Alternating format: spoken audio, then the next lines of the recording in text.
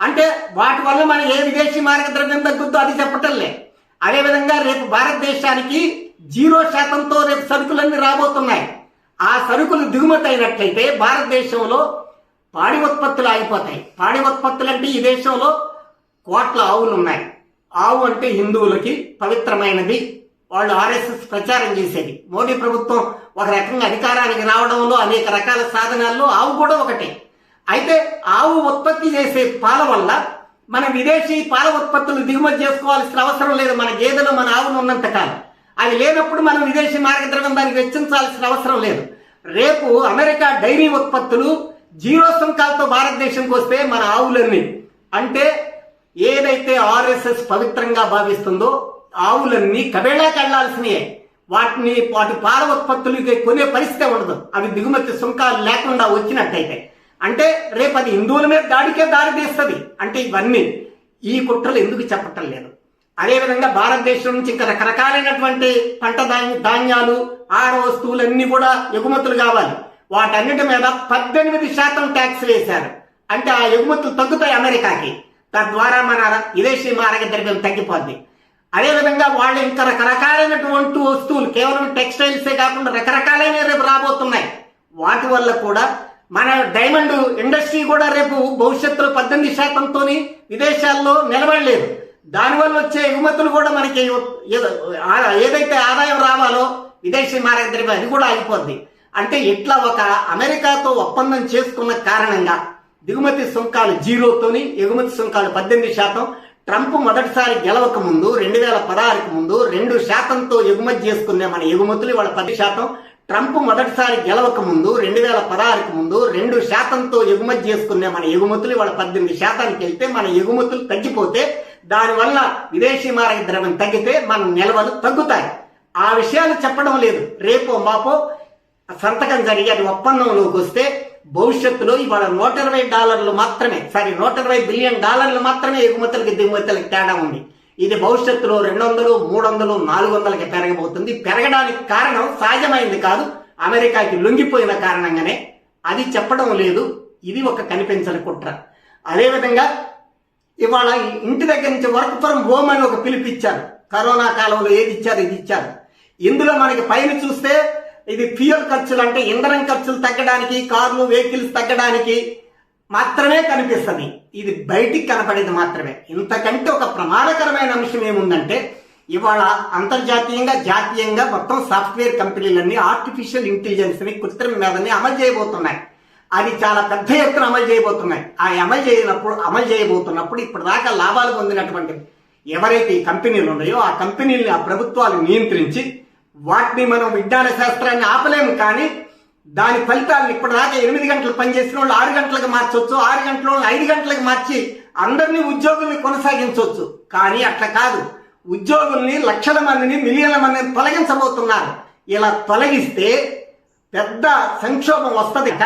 వాళ్ళు పనిచేసే ప్రదేశంలో ఉంటే, అది ఇన్ఫోసిస్ కానీ, విప్రోలో కానీ, కాగ్నిజెంట్లో కానీ పనిచేసే ప్లేస్లో 1000 మంది ఒక చోట ఉంటే దాని ఒక తిరుగుబాటు రూపంలో, ఉద్యమం రూపంలో, ఆందోళన రూపంలో వస్తుంది కనుక ఎవరింట్లో వాళ్ళు పనిచేయండి అని చెప్పి వర్క్ ఫ్రమ్ హోమ్ అని ఇళ్లకు తోసి ఎవరిని ఎక్కడ పనిలోంచి తీసేస్తారో, నీవు రేపటి నుంచి పని చేయొద్దు అని చెప్తే ఎవరింట్లో వాళ్ళు ఆగిపోవడమే. అంటే వాళ్ళ మధ్య సంఘటితంగా సమైక్యత రాకుండా ఇవాళ ఈ మధ్య కాలంలో సాఫ్ట్వేర్ ఇంజనీర్లో కూడా ఒక ఐక్యత, సంఘటిత వస్తుంది. అది రానివ్వకుండా ఒక రకమైన శీతల కుట్ర, కోల్డ్ బ్లడ్ మర్డర్గా వీళ్ళందరినీ కూడా ఇళ్లకు పంపించే పని. ఇదే జరిగితే 2 సమస్యలు వస్తాయి. ఒకటి, ఇప్పుడు మనకి దాదాపు $300 బిలియన్ ఇవాళ మనకి సర్వీస్ సెక్టర్ మీద వస్తుంది. అందులో సాఫ్ట్వేర్లు ఎక్కువ. రేపు అమెరికాలో లక్షల మంది ఉద్యోగాలకు ఆర్టిఫిషియల్ ఇంటెలిజెన్స్ వల్ల లక్షల మంది భారతీయులు ఉద్యోగాలు కోల్పోతే మనకు వచ్చే రెమిటెన్స్ ఏదైతే వచ్చే డబ్బులు ఉన్నాయో అవి విదేశీ మారక ద్రవ్యాలకి మనకి ప్లస్ అవుతుంటాయి. అవి ఆగిపోతాయి. అట్లా విదేశీ మారక ద్రవ్యాలు తగ్గుతాయి, మారక ద్రవ్యం తగ్గుద్ది. అదేవిధంగా భారతదేశం నుంచి ఎక్స్పోర్ట్లు కూడా తగ్గుతాయి. ఏదైతే ఇప్పటి వరకు మనం సర్వీస్ సెక్టర్లో ఎక్స్పోర్ట్లో ప్రధానంగా సాఫ్ట్వేర్ ఎక్స్పోర్ట్లు ఉన్నాయో ఇవి కూడా రేపు తగ్గిపోతాయి. ఇవి కూడా తగ్గిపోయిన తర్వాత విదేశీ మారక ద్రవ్యాలు తగ్గుతాయి. ఇక్కడ లక్షల మంది ఉద్యోగాలు కోల్పోతారు. ఇదొక పౌర సంక్షోభం, సమాజ సంక్షోభం. రెండో కొన్ని రెమిటెన్స్ తగ్గుతాయి. అదేవిధంగా మనకు వచ్చే ఎక్స్పోర్ట్ల ద్వారా వచ్చే విదేశీ మారక ద్రవ్యాల నిల్వలు తగ్గుతాయి. ఇవన్నీ కూడా ఒక పెద్ద సంక్షోభానికి దారి తీయబోతుంది కనుక ఈ కుట్రల్ని కప్పిపెట్టుకోవడానికి మాత్రమే ఇవాళ ఇటువంటి ప్రయత్నం మోడీ ప్రభుత్వం చేస్తున్నది.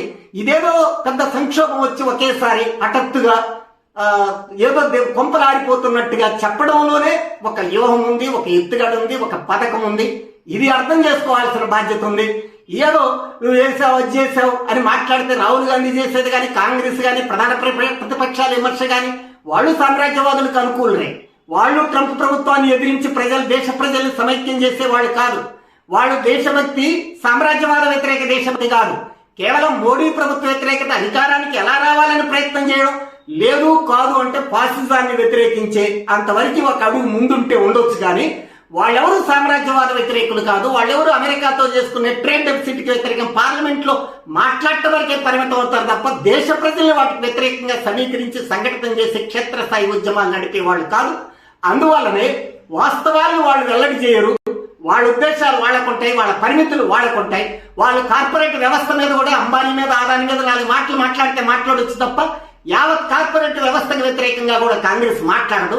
ఎందుకంటే కార్పొరేట్ వ్యవస్థ బలపడింది, పెరిగింది.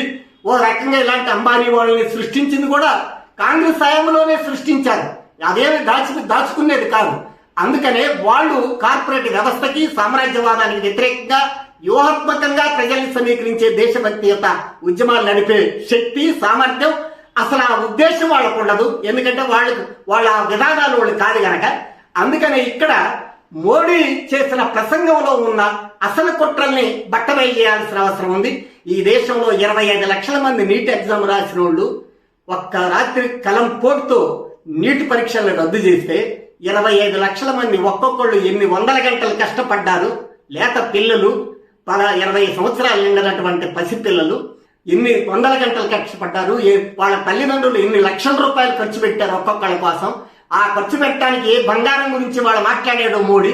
ఆ బంగారం మెడల మీద ఉన్న తమ తల్లుల బంగారాన్ని కూడా తాకట్టు పెట్టి చదివించారు. కానీ ఇవాళ ఒక వ్యాపార కుట్ర, ఆ వ్యాపార కుట్ర సహజం.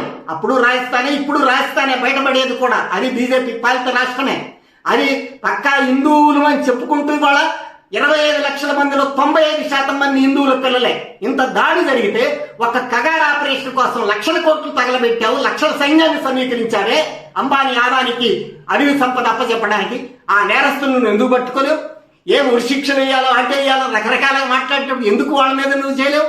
అయినా అది కూడా ఏమిటంటే వ్యాపారం సహజమైందే, కానీ బయటపడింది, రెడ్ హ్యాండెడ్ గా బయటపడింది మాత్రమే నువ్వు పరీక్షను రద్దు చేశావు. లేకపోయినా జరుగుతూనే ఉంటది.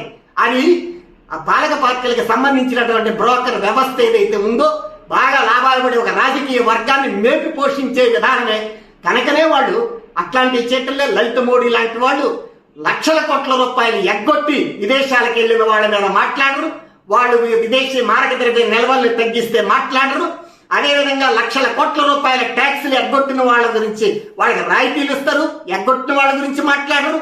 అదేవిధంగా జిఎస్టీ ట్యాక్స్ ఇవాళ దాదాపు 22-23 లక్షల కోట్ల రూపాయలకు చేరింది ఒక్క ఏడాదిలో. ఈ నెల ఇటు ఒక్క ఏప్రిల్ నెలలో 2,42,000 కోట్లకి చేరింది. అంటే బహుశా ఈ సంవత్సరంలో 28 లేదా 29 లక్షల కోట్లకి వసూలు చేయబోతున్నారు. అంటే ప్రజల దగ్గర వసూలు చేస్తారు, లక్షల కోట్లు వసూలు చేస్తారు.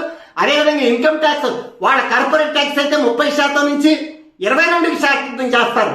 బాగా బలిసినటువంటి పెద్ద పెద్ద కార్పొరేట్ల మీద వసూలు చేసే ట్యాక్స్ తగ్గిస్తారు. మామూలు టీచర్లు, లెక్చరర్లు, ఉద్యోగస్తులు 90% మంది హిందువులే.